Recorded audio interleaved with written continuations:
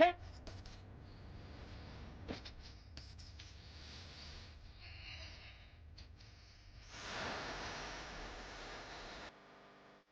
Verbal riot.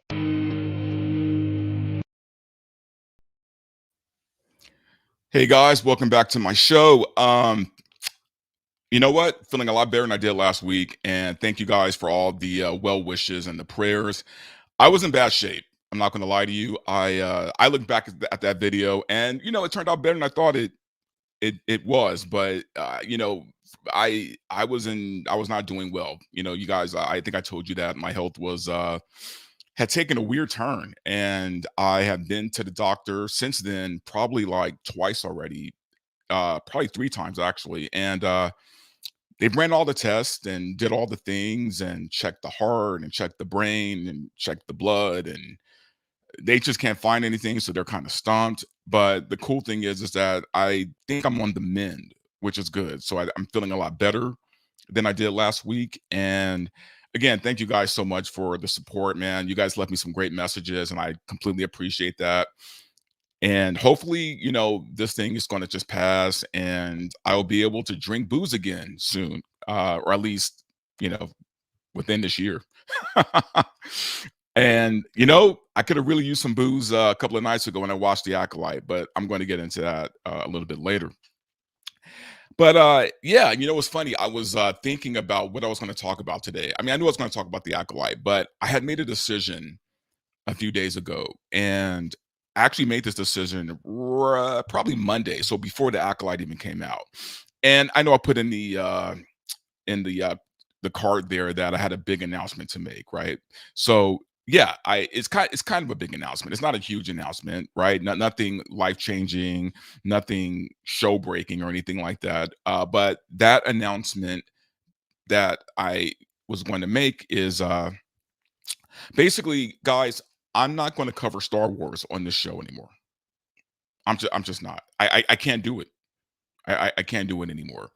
I I was watching Robert Meyer Burnett the other night. And if you guys don't know who R&B is, man, I highly recommend you subscribe to his channel. Robert Meyer Burnett is a legend in the business. He's been around forever. The guy knows his stuff when it comes to film and fanfare. And I am a big fan of his, big friend of his. I really, really appreciate what he brings to this YouTube space, right?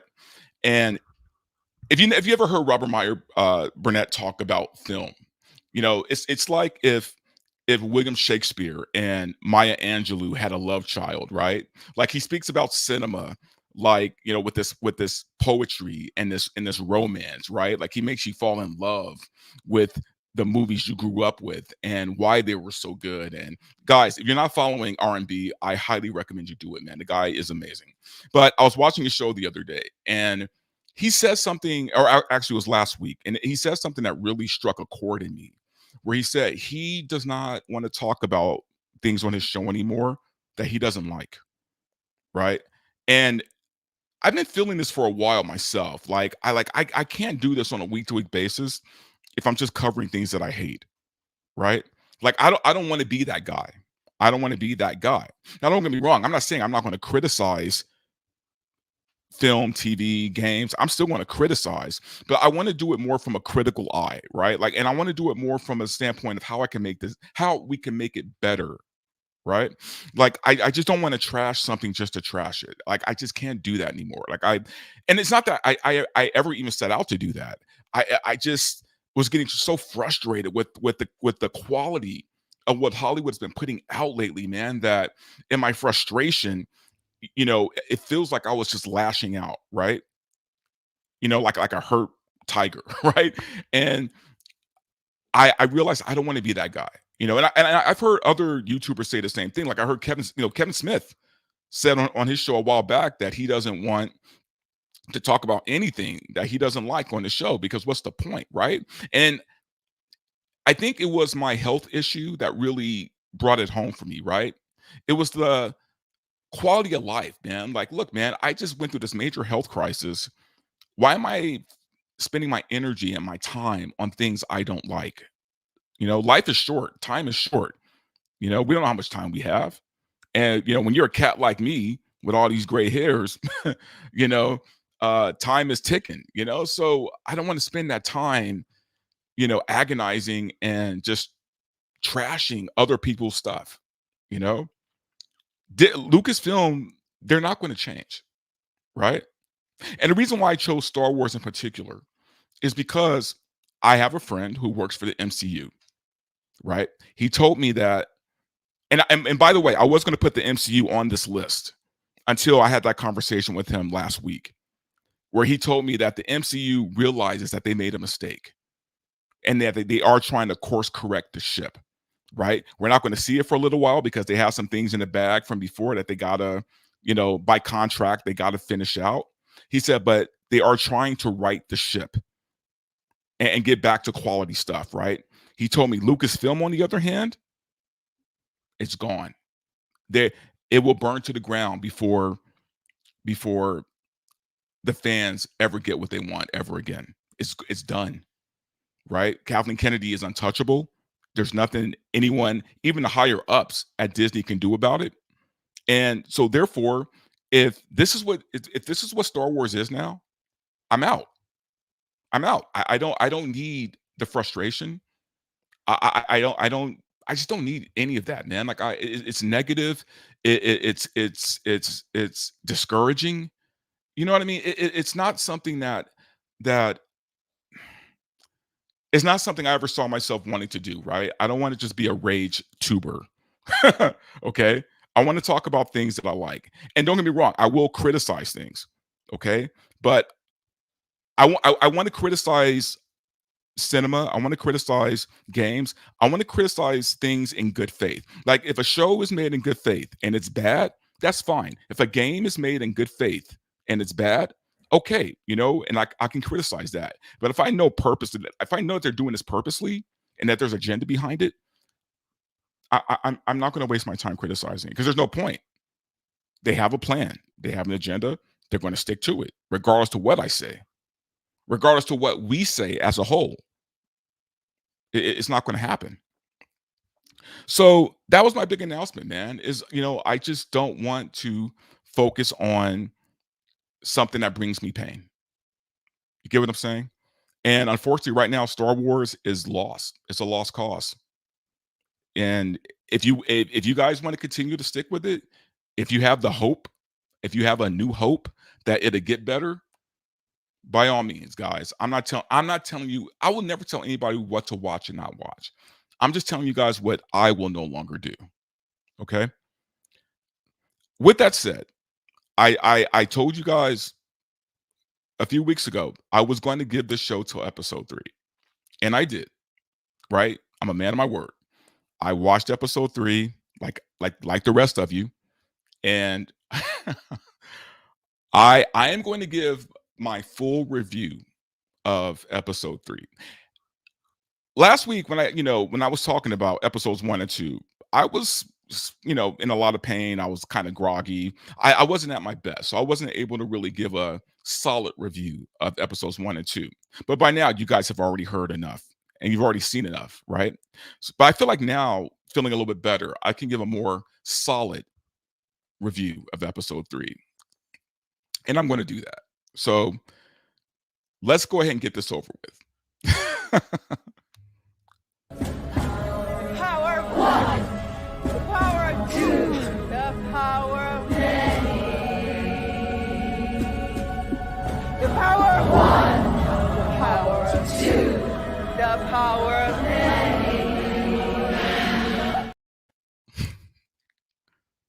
Okay. Let's talk about episode 3 of The Acolyte. So we start the show because up until now, we've met the twins, the terrible assassin and the terrible mechanic, who was also a terrible Padawan. We flash back 16 years to where they were kids. So this is the flashback episode where we get to see what happened, right? What brought them to this point in 1 and 2. So we start out with Osha. She's the bad mechanic, bad Padawan, the good one, right? She's sitting under a tree playing with this weird butterfly or whatever, hummingbird, whatever it is. Her sister comes and they get into it a little bit, and they talk about the ascension, or a ceremony that's supposed to happen where they become witches. Well, lesbian witches, because they're part of a lesbian witch coven. So one of their mothers finds them in the forest and basically tells them, hey, you guys aren't supposed to be out here because it's dangerous. So apparently they're not public about what they are, right? Symbolic of something. So she drags them back to their base in this mountain, right? But before they do that, we see Soul, the Korean Jedi named Soul. Remember him? We see Soul peeping on these two little girls like a pet, like I can't say that word, can I? Like a creep, creeping on these girls, watching them, right? Like, and it's so weird how they showed him doing it, man. It was so pervy the way they showed him peeping in on these little girls, right? Anyway, the forceful mom, the butch, I guess, takes them back to their home. Now their home is, there's a marketplace, and she's walking the little girls to the marketplace, and they see the stand where this guy is making what they called spice cream, and they're begging the butch mom, hey, we want a spice cream. Can we please get a spice? And they said spice cream about 10 times, guys, right?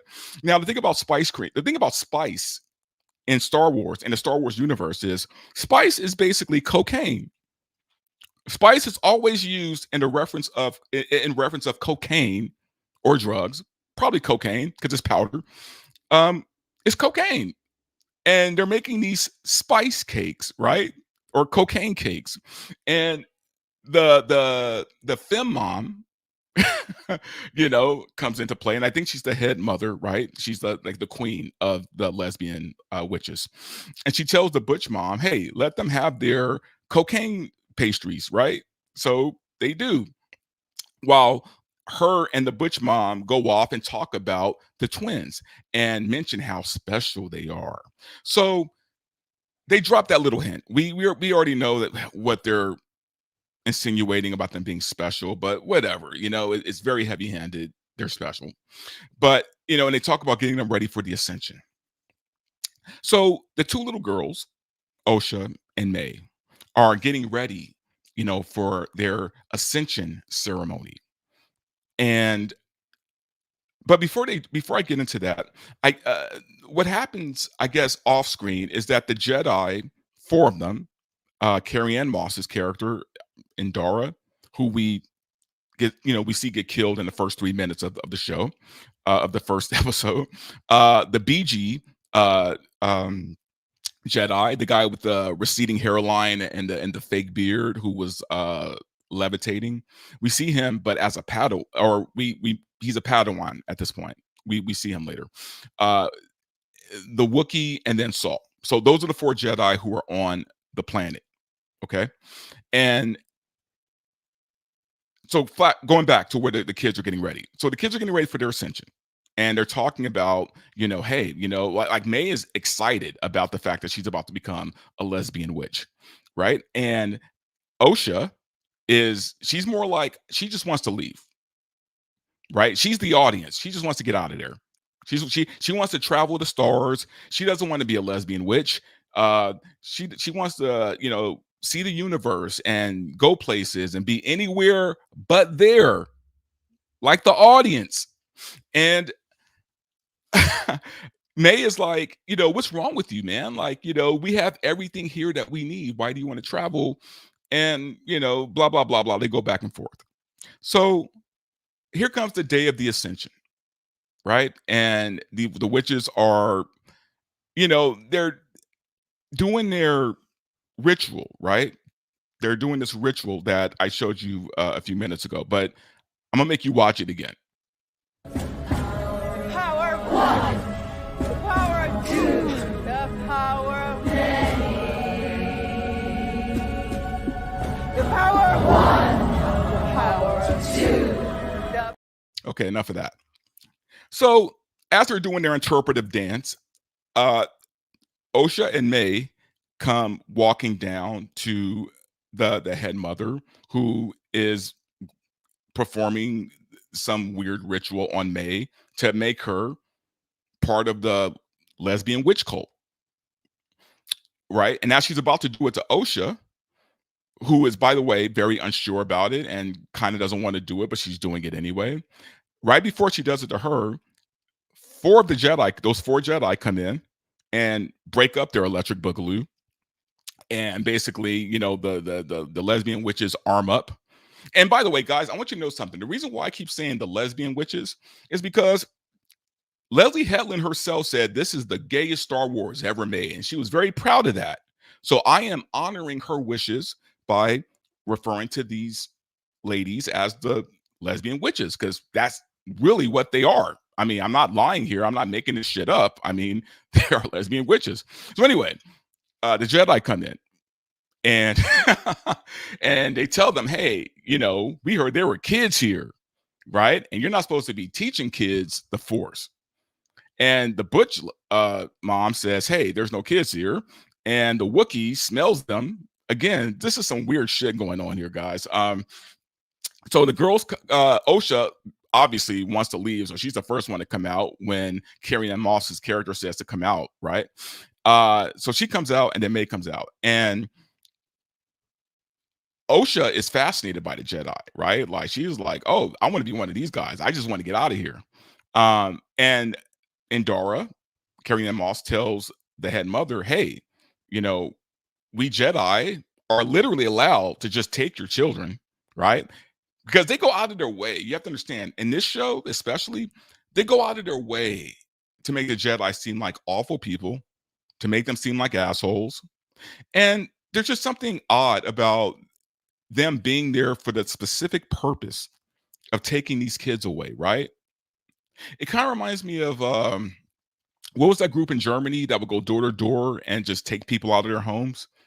I can't remember their names, but it kind of reminded me of those guys.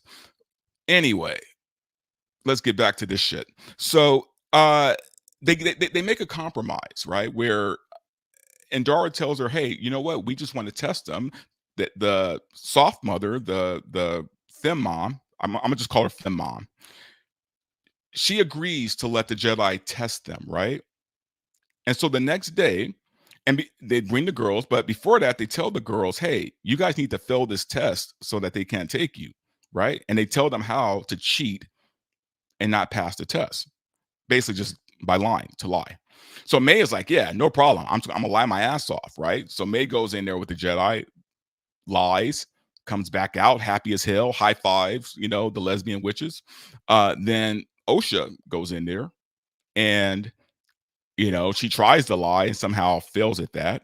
And basically they ask her, hey, do you want to be a Jedi? She's like, yeah, I want to be a Jedi.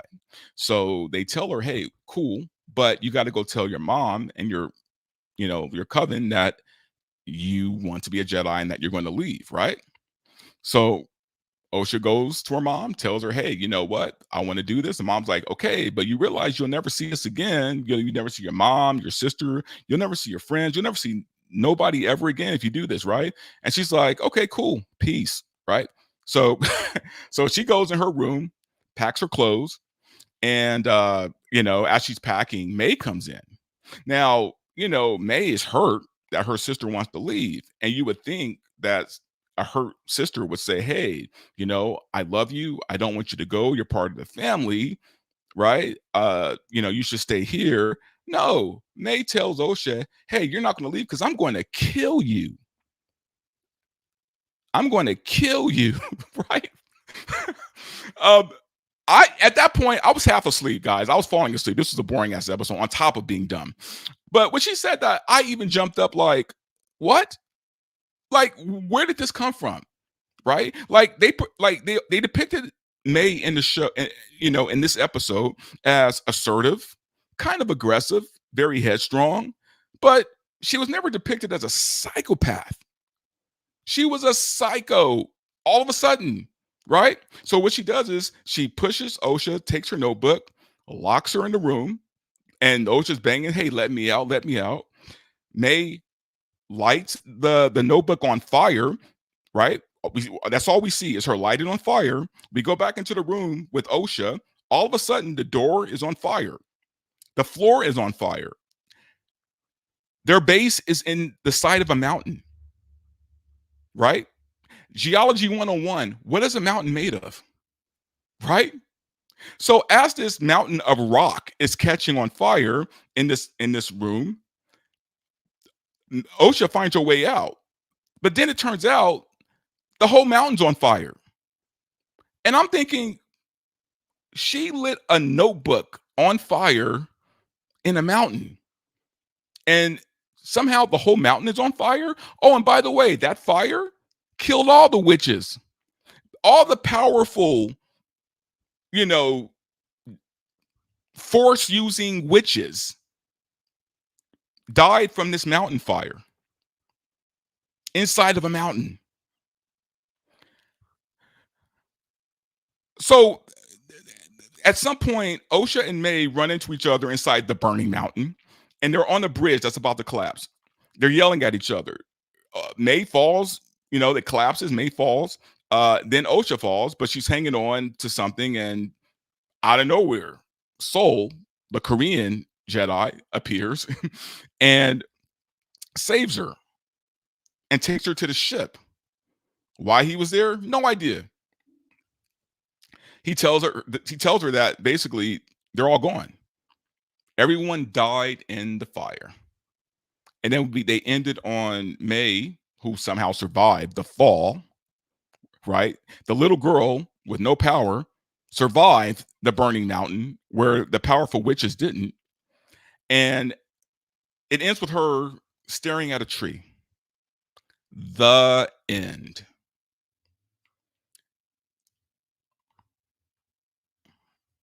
That was episode 3 of The Acolyte. I'm done, guys. I'm done. Here's the thing. I lost my love of Star Wars a while ago, and I was kind of hanging on a little bit just for shits and giggles. But at this point, it's just not even fun to do that anymore, right? Like it got to the point where it was almost just fun to make fun of it. But I don't even find pleasure in that anymore. I commend the guys who are still hanging on, who are still holding on to their love of Star Wars. And I talk to a lot of friends of mine who they're hanging on to their love of Star Wars. They're not letting it go. They're not going to let Kathleen Kennedy win. She won. She won. She made me tap. I'm done. I whatever love I have for the originals, whatever like I had of the prequels, whatever love I had of Rogue One, I'm done. Don't need it. I have so many other things I like that I can let Star Wars go. I can let it go. It's not for me, right? They made it clear. It's not for people like me anymore. Right. And I'm not saying this in a bitter way. I'm not saying this as like, some spoiled child who didn't get his way. No, I'm saying, hey, I'm going to do the grown up thing here. I'm going to let it go. Woosah. I'm at peace. It's if you guys want to hold on, I commend you. I commend you. But I just can't. Some of you guys are going to continue to watch the rest of the series. And you're going to make your videos and you're going to talk about it and do all these things. And I'm going to tell you what, I'm going to watch your videos. I'm going to like your videos. I am in full support of you continuing on with this. But as for me and my channel, Verbal Riot, I am done. Let's get to these comments.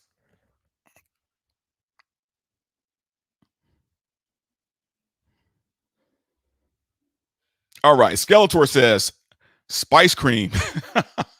Cocaine cream, sir. Cocaine cream. Let's get to another one. Tina Guzman, crispy witches. Yeah. Apparently, they weren't strong enough to fight off a kid lighting a notebook on fire. So, not the strongest lesbian witches. Ranger 7 Studios. They did the same with Doctor Who. Was no longer for the fans. I do. You are preaching to the choir, my friend. I love Doctor Who. I've been watching Doctor Who since Colin Baker, okay, and have watched ever since. And I've been going back. I mean, I went back, after I caught up. Like at the time, Matt Smith was the current Doctor. Once I got caught up with Matt Smith, I went further back and I watched Pertwee. I watched, Tom Baker. I watched all. I consider myself a huge Doctor Who fan. Okay, you're right. It's no longer for me. And if you notice, guys, I have not talked about Doctor Who on my show because there's no point. There's no point. All right. Let's get into another one. Tina, I will always like the original trilogy. The prequels aren't too terrible. I enjoyed Rogue One too. I don't like the new stuff as cringe. Yeah. Yeah. It's not for us anymore. Gobber, Tom Baker. Yeah. Tom Baker's a great doctor. He's a great doctor. Let's see. By All Twisted Up, Tom Baker for me as well. Yeah, absolutely.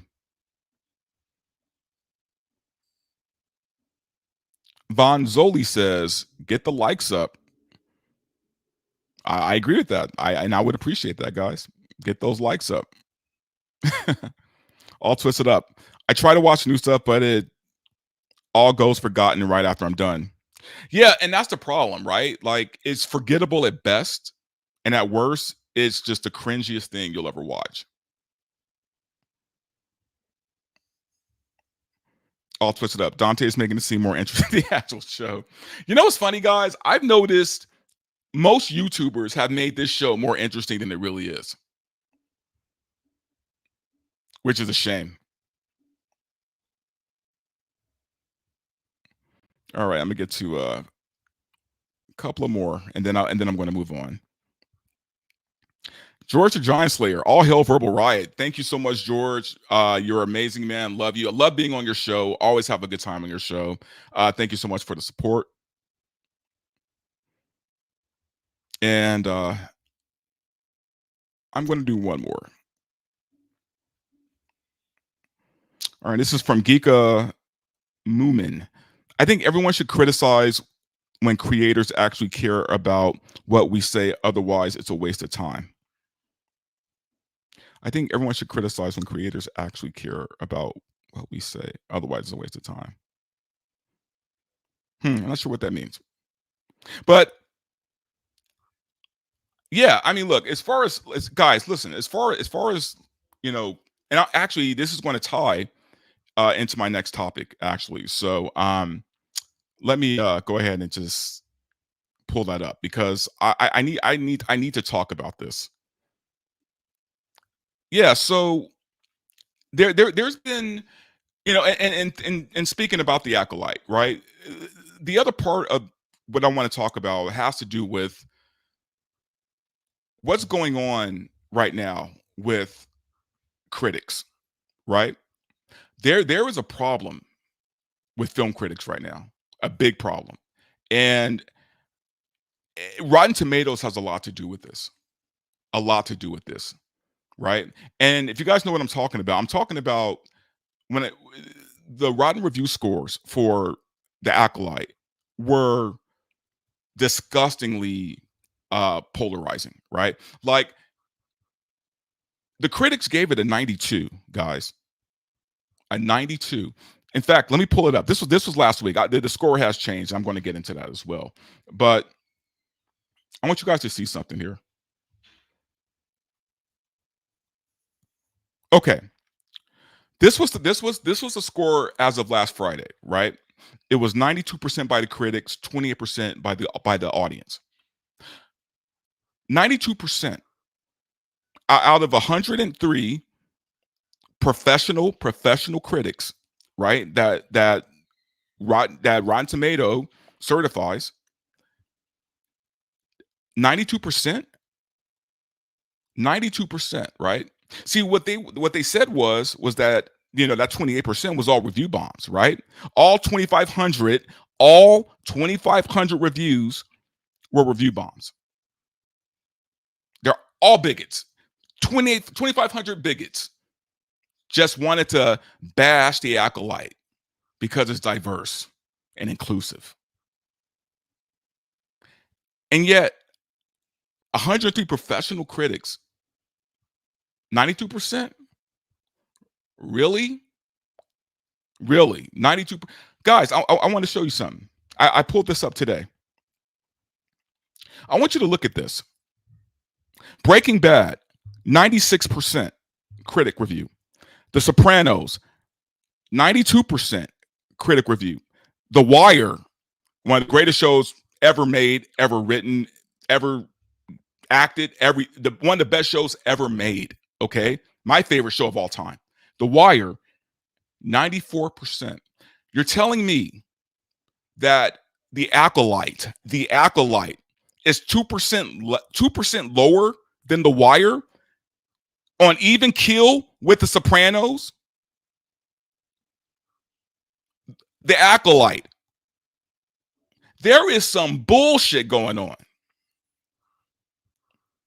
And I'm sick of it. I'm sick of Rotten Tomatoes. I'm sick of these critics because they're all full of shit. I posted on my Twitter yesterday a review, a comment, and I pull it up right now, but it's like, you know, if you went to my Twitter, you'll find it. Where one of the critics who gave it a good review said that it's mid and mid is okay. So she admits that it's mid. She said it's okay to be in the middle. That's her professional opinion, right? That mid is good because she didn't want to say anything bad about it. These are the professionals, guys. These are the ones getting paid to write reviews. But yeah, we're to believe that the audience, all 2,500 at the time, are all bigots. That's why the score was so low. Who's lying? Somebody is lying their ass off. And I doubt it's the audience. Now, I'm going to tell y'all something. Okay? I'm going to tell y'all something. I'm about to, as we Negroes say, I'm about to put y'all on game for a minute. Okay? This YouTube thing is hard. It's hard, man. Hell, I'll tell you right now, someone who's only been doing it for about a year. It's hard. And it's especially hard when you see other channels, man, just blowing up, right? Getting monetized, making a little money, right? And you're looking like, hey, you know, I'm a better commentary than this cat, right? How come I'm not making the same bread that this cat's making, right? Who's shilling it out, just a shill, right? Getting invited to all the nice things, getting the nice little goodie bags from the studios. Why don't I just do that? And the temptation to do it, guys, the temptation to do it, to grift, is strong. It's strong. Every time I hop on this mic and look in that camera, I check myself every single fucking time, because at the end of the day, I refuse to sell my ass. I want you guys to know for a fact that anytime I say anything against or for something, that's shit that I actually believe. I actually believe that. I'm not saying it for a grift. And it's hard. I'm admitting to you guys, it's hard to do this like that, to work like this, right? To know that I could be making more if I did shill out. I even debated in my head sometimes, you know, like, but I know myself. I can't. I've never been that guy. I would have gotten so much further in Hollywood in my career if I could do that. But there's something in me that just won't let it happen. Call it what you want. Integrity, I don't know. Call it whatever you want. Something won't let me do it. And I've tried. I've tried, but I can't, because I can't keep a straight face. And at some point, my truth, my honesty is going to come out, and it's going to be bad. Right? So, but some of these shills, that's what it's a grift. So they have no real feeling behind it. So they could say whatever because they don't care. And Rotten Tomatoes has brought out the worst grifters. The worst, man. I've never seen. Look, I've always seen some gaps, right? Some pretty big gaps between the audience and the critics. I've never seen a gap in score that big. That big. 92%, 28%. That is a divide. Now, here's the thing. The worst part is, here's the thing. It's a grift at best. At worst, these are people who are all for pushing the agendas, right? For them, it's for the betterment. It's for the greater good. We should like this show because of the representation. Yeah, the story sucks, but hey, it's diverse. We got to support that, guys. We got to support it, right? And I think, honestly, when it comes to this show, it's more of that going on than the actual grift.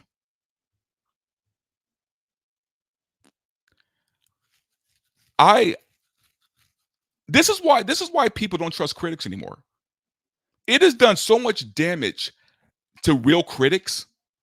When I say real, I mean the people who keep it real, the ones who are still putting out good reviews, critical reviews, who are very specific, who aren't afraid to piss off the studios, right? It's doing so much damage to genuine film critics that I think it's not recoverable. They're not going to recover from this because it's going to get to the point no one cares what critics have to say. I mean, they already kind of don't. But at some point, it's just going to be completely irrelevant. No one cares. And I hate to see that happen. I used to be a film critic. When I posted a review, it was on Rotten Tomatoes under their critic side. Okay, when I worked for Film Threat, I am embarrassed to call myself a critic now. I don't call myself a critic. I haven't just actually written a review in about 3 or 4 years. I can't remember the last review I wrote. Chris Gore from Film Threat. We used to talk a lot about me getting into the CCA, right? That was the Critics Association, and and in my mind I was thinking, yeah, you know what? It's probably better for my career if I did that, if I did join the CCA. But now I don't know if I care enough to do it. I don't even want to be called a critic.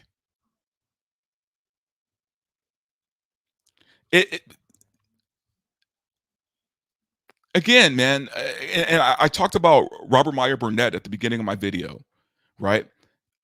Rob said the most amazing thing that has stuck with me for a while now, man. For like, I can't remember when he said it, like a few years ago, but he said, authenticity is the new currency.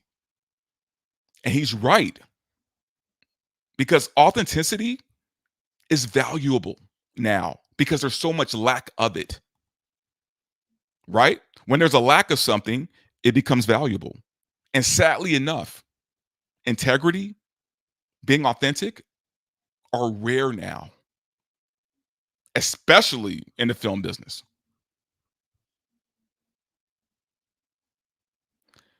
I don't know where this is going to go. I really don't. Now, to catch you guys up, the new Rotten Tomato score for the Acolyte, it has shifted, right? Like I looked at it today. I think now the critic score is 85. Still way too damn high for that show. But the audience score is like at 19 or 18, right? So the audience score keeps getting lower. But I think some of the critics are like, hey, you know what, man? My reputation's on the line here. I need to be honest about this show, right? I think some of them are starting to wake up. And I think what happened was episode 2 probably woke up a lot of people where they're like, ooh, you know what? I can't do right? I'm not going to risk my name on this show, right? I don't care how good those goodie bags are that Disney sends out. I'm not going to risk my name. So even the critic score has dropped to 85. But I don't know if that's enough to save this industry. I really don't. And I applaud the guys who are still keeping it real and writing strong reviews and being honest about things, right? But those are becoming fewer, I think. They're becoming fewer. Or they're being drowned out by all the shills. All right, I'm gonna get to some comments about this. See, guys, I'm getting better, about getting to the comments, right? Like, and it's not easy. Like I said, I'm a one-man operation, and by the way, still looking for a mod. So if any of you guys have experience modding, and you want to help me out, greatly appreciate it. So hit me up on Twitter, and oh wait, but before I do that, before I get into the comments, I need to mention one shield by name. So I got into it with Grace Randolph a couple of days ago on X, on Tuesday, actually, specifically, because it was right after the Acolyte. And some people say Grace isn't a shield. I think she is, right?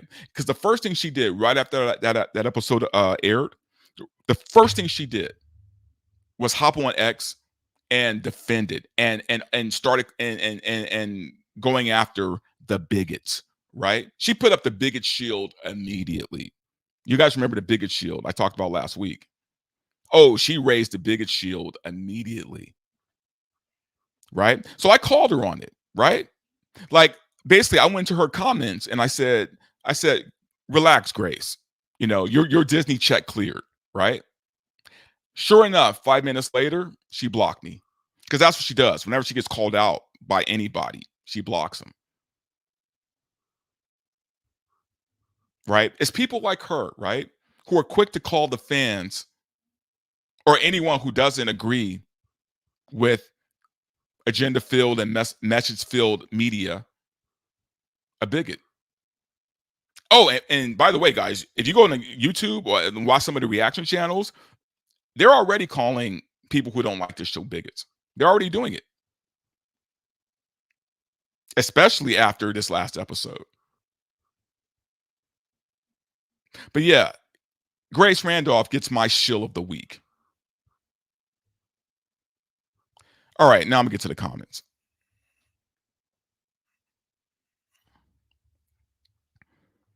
Whew, it's a lot of them. All right, here we go. Sean Z. She needs to drop off X and just take X. Sir, I agree with you 100%. She needs something. Maybe she needs to get laid. All right. Vermin Hampton. I gave it 3 episodes to make my own decisions because I'm no sheep and I hate it. So I'm done. I agree with that. See, here's the thing. I never tell people what to watch or not watch. Here's the thing, guys, if you actually enjoy this show, I'm not telling you not to like it or not to enjoy it. I'm telling you why I don't, right? If you like it, continue to watch, man. There are so many, guys, I say this all the time. There are so many bad movies and TV shows I love.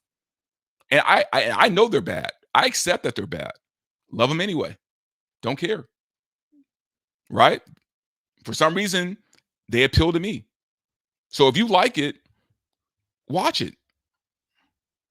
It's just entertainment, man. At the end of the day. All right, let's get to another one. One Punch Man, Token Fan. The irony is that a woke show woke up some of the critics. It did something to them, that's for sure. All right. I'll twist it up. I haven't followed Rotten Tomato at all for many years. Good. It's not worth it. It's really not. All right. Heinstein. He is right, and happy birthday to him. She's talking about Robert Meyer Burnett. There's this running joke where every time he does a show, someone wishes him a happy birthday, even though his birthday was not even close to being what it, when they were saying it. It's a running inside joke, guys. I'm not gonna try to explain it because I'm just gonna make it sound really lame and stupid. So, all right, Ranger 7 Studios. There are so many things to watch that are worth my time, especially older shows. I agree that I may not have seen for the first time around. Guys, there are some amazing shows, man, that if you just went back and watched, I'm telling you right now, if you never saw The Sopranos, go back and watch it. If you never saw 6 Feet Under, oh my God, man, that show, watch 6 Feet Under if you've never seen that show. It's some of the most amazing television I've seen probably ever. Okay. There are some great old shows out there, guys. So yeah, man, do that. All right. Give us Dante Riot. It's funny, man, because like I said, I was sick for a while and I'm a little bit more on the mend right now. But I took some meds right before I did my show, and I kind of have this adrenaline boost happening right now. So, um, but also this topic just kind of got me a little fired up. So, all right, let me check a few more messages. Tina Guzman. I won't watch, and I trust certain people's reviews. My coworker said it was bad. I told him I wouldn't trust his reviews anymore. I told him he was programmed for garbage TV. Yeah, some people look, man, like I said, it's all entertainment. Maybe he does have bad taste, but it's entertaining to him, right? Vermin Hampton. I started watching The Wire. There is no new LGBT character created in the past 20 years that's better than Omar. Oh, indeed. Guys, The Wire, if you've never seen The Wire on HBO, you will never find better character development, just better characters in any show. Like he just said, you want to talk about how to write an LGBT character? The character of Omar in The Wire is the most fascinating character I've seen on television probably ever. This guy was so scary, right? Him being gay was the least interesting thing about him. And when you write an LGBT character correctly, that's what you get. That's what you get. You get them being gay being the least interesting thing about them because everything else is good, which, by the way, is going to tie into my next topic. So keep that in mind. Goober, Omar was the Joker. Yes, he was. He was scary as shit. Sean Z, bro, Michael K. Williams and Boardwalk Empire. Man, he also played Omar in The Wire. He's R.I.P. R.I.P. Man, he was such a great actor. He passed away. I want to say 2000. Was it 2018? Yeah, he passed away fairly recently. So, all right, and I'm gonna get to just one more.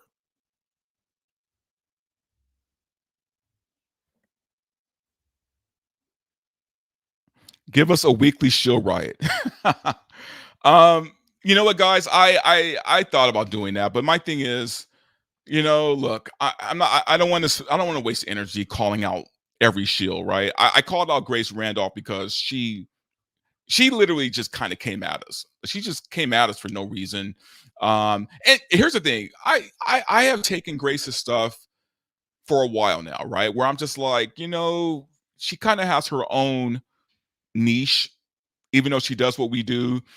She has her own fandom, her own fans, her own space on YouTube, and for the most part, we've kind of avoided each other. You know what I mean? For the most part, but it's only recently where our worlds kind of met, and that's when the shit happened.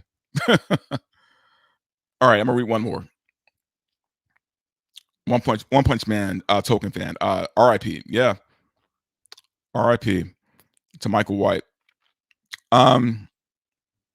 So I'm sorry, guys. Give me one quick second. So, along with my, there's certain things I'm not allowed to eat or drink right now because of the medication I'm taking while I'm on the mend. One of those things is coffee. I'm not allowed to have coffee anymore. And it sucks, guys. It really does. So I've been sitting here uh, drinking tea like a goddamn Englishman because I can't have my coffee, right? And ooh, it's hard. You know, I got to say, out of all the things I've had to give up over the past week or two, coffee, weed, liquor, coffee has been the hardest, right? Like I haven't even noticed like that I haven't had a drink or a smoke in a while, but coffee, oh man, that you want to talk about pain? Not having coffee in the morning for me, it's cruel. It's inhuman.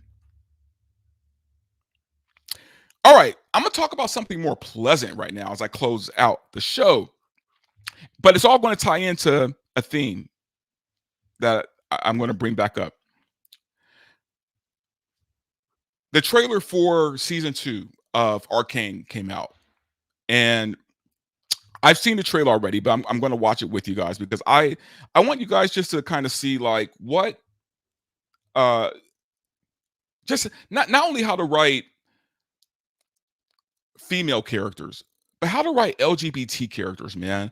Arcane to me at the time was probably the best show that came out that year. I think it's one of the animation was beautiful, the story was perfect, and this was all based off of a video game, League of Legends, that only a few people that I know play on a regular basis, man. Um, but I'm gonna show you guys the trailer.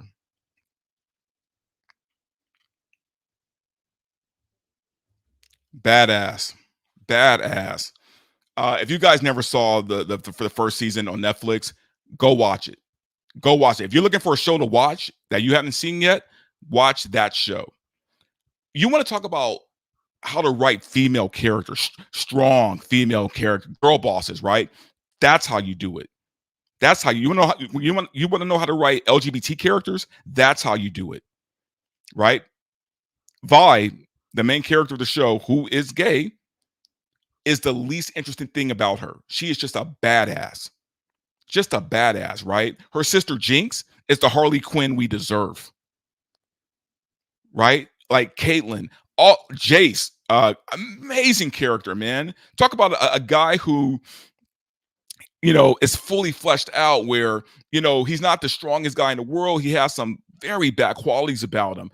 He's kind of weak in some areas, but when he mans up, man, he mans up. And it's like, everything about this show is just done so well, man. And I'm telling you, the animation is probably the most beautiful animation I've seen in a show ever, ever. Right? This show, I believe, was created by French creators, and I wish I could remember their names offhand. But yeah, if you're looking for something to invest in, a show to watch, that's the show. That's the show. I don't want to ruin it for the people who didn't see the first season, but it left off on a very, very big cliff, like a crazy cliffhanger. A cliffhanger so big, people were like, they like when you watch the reaction channels, they drop. It's like their jaws drop because we can't believe where they leave it. But the show is literally, um, I don't want to say it's based on the game, right? It's based on League of Legends, but not really, right? Like the story isn't. They take some of the characters, some they make up just for the show, but they take some of the like popular characters and they've put them in this world, right? In this show. And there is a whole storyline built around this. And long story short, it's about this world where they just learned how to incorporate magic with technology. And there's this very oppressive upper world and this underworld, right? That's being oppressed. And there's people who run both, if you get what I'm saying. It's just And then you have Jinx, who's a wild card, man, who just screws up everybody's plans and in the most beautiful way, like just glorious in the way she does it. Because she is scary as shit. This girl in the show looks like she weighs about 90 pounds and is the most terrifying character, female character especially, I've seen in a long time. Because you know, whenever she's on screen, some horrible shit is about to happen. Yeah, guys, if you haven't seen Arcane, highly recommend you go watch it. Okay, and when I say all this stuff ties in together, you know, I'm looking at a show like The Acolyte, right? Episode 3, you know, and just the whole show in general, right? And girl bosses and LGBTQ and inclusion, right? And it's all nonsense and bullshit and stupidly written. When you have a show like this who represents women and that community and the gay community very well, very well. That's how you do inclusion. And there's so many other examples of how to do inclusion the right way. But Hollywood is lazy. And what's made them even lazier is the development of the bigot shield. See, the bigot shield protects them from all criticism. That's what a shield does, right? It deflects. That's what the bigot shield does. They don't have to take any criticism because you're a bigot. I love when they call me a bigot, right? I love when they say that, oh, I just don't want to see black people on screen. What? Really? You're calling me a bigot because I think it was stupid to make the Little Mermaid black? The Little Mermaid that we've already seen already as a white character for decades? But I'm a bigot against my own. See, they don't even make sense with their nonsense, but they don't have to because the bigot shield is raised. Right? They could label me as a Trumper, right? Because here's the thing. If you're a black conservative, you don't count as black.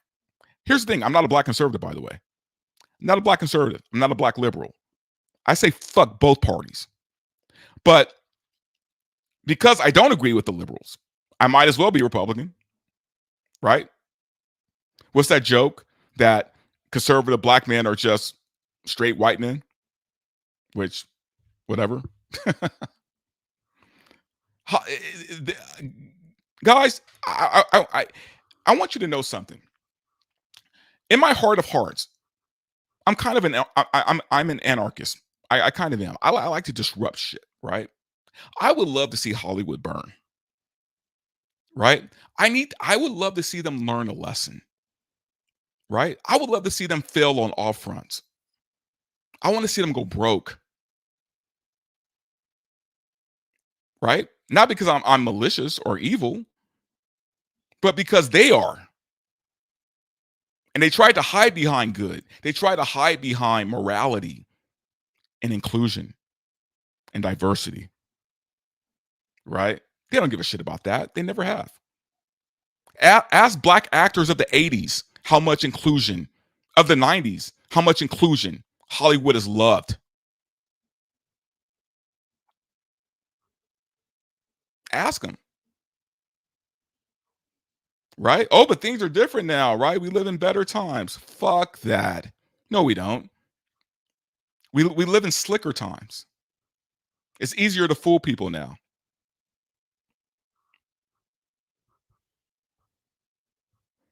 Anyway, I've gotten way off base here. Arcane. Arcane is a great show, guys. It's a great show. Definitely watch it if when you get the chance. I think it's one of the best written shows, not just for animation, but just TV. Period. You'll have a good time. But the animation is not to be slept on. The animation is amazing. Okay. I can't wait. It doesn't come out till November, but yeah, I literally cannot wait for this show, man. Anyway, guys, I'm gonna do a few more comments and then I'm gonna wrap some things up. All right.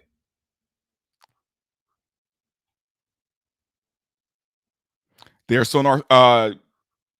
Gika Moomin says they are so narcissistic. Yes, they are. You have no idea how narcissistic they are. Oteo says, just ask 1992 space movies about inclusion. Right. They don't care about inclusion.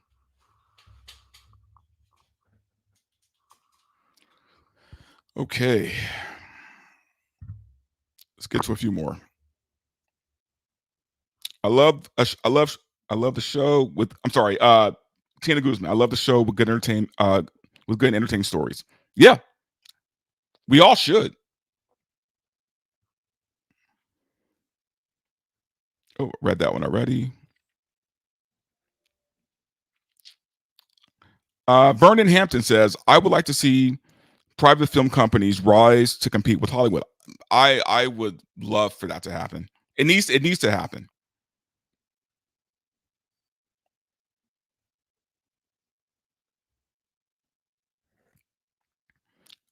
Goober says, the narcissistic saying they have is, you can't be what you can't see. Yeah, well, there's a lot of characters that I love that I don't need to see myself in.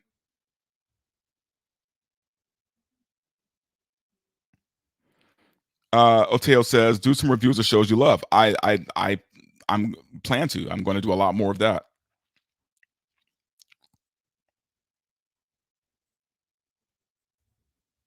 Sean Z, don't get me started on reaction channels. Dude, how many are those are even real? It's clear they've clearly seen the trailer before. Oh, absolutely. Guys, I would say, like, I don't know, man. I again, I'm not going to name names, but I think probably maybe 70% of the reaction channels are fake.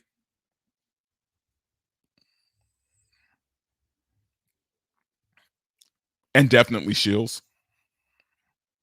Ranger 7 Studios love Arcane. Yeah. I can't say enough good things about Arcane. I can't.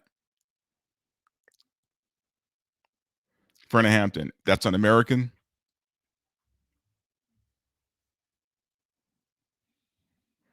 All right. And I'll tell you, Arcane is great. Yeah. Yeah.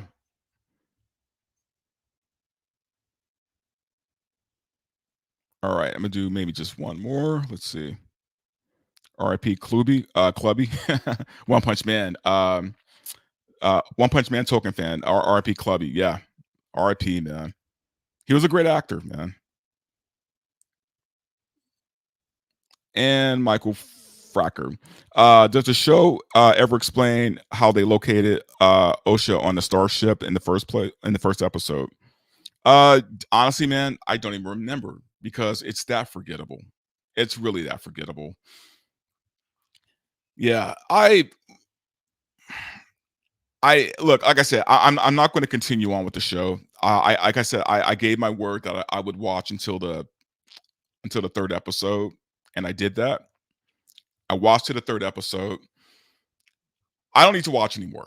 I don't. I have better things to do with my time. So I will watch some of the reviews of it, right?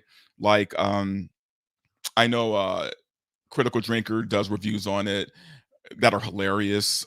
Film Thread is going to continue to cover it, so I'm obviously going to um watch that. And by the way, guys, when I say that I'm no longer going to, talk about Star Wars, I'm saying I'm not going to talk about it on my show, right? If I'm invited to someone else's show and I'm on their panel, and the topic is Star Wars, then yeah, obviously I'm going to talk about it. But I'm just not going to talk about it on my show anymore. So there you go. And anyway, that's it for me tonight, man. Again, thank you guys who support my channel. Thank you so much, those of you who subscribed and continue to encourage me. And guys, like I said, man, this YouTube game, some people do it for the grift, some people do it just because they love to do it, and I just like doing this. It's fun. It's a way for me to kind of just get my to get my thoughts out of my head, because I'm one of those people who can't sleep at night sometimes because my brain won't turn off. So having a platform like this for me is probably a good idea, because maybe it'll help me sleep better. But I really do appreciate all you guys, man. You guys tune in every week, and you know, comment, and you make it engaging, and I love that so much. And yeah, I will talk to you guys soon. You guys have a good weekend, man. Have a good weekend. It's Thursday, you know. Hope you guys have some good shit planned. So talk to you soon. We'll be right back.